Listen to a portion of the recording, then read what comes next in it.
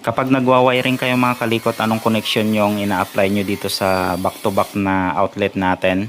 Parallel connection ba or series connection mga kalikot? Sa atin mga kalikot, ang ginagawa natin ay parallel connection. Kagaya niyang ginawa natin, tapos itatagos na natin siya sa kabila.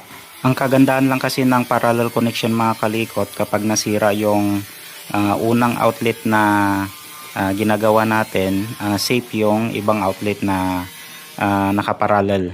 Hindi katulad ng series connection mga kalikot, kapag nasira or nasunog yung unang outlet na nakaseries yung ibang outlet natin, so maapektuhan yung ibang outlet mga kalikot. So kagaya niyan sa picture na yan, so yan yung series at saka parallel connection.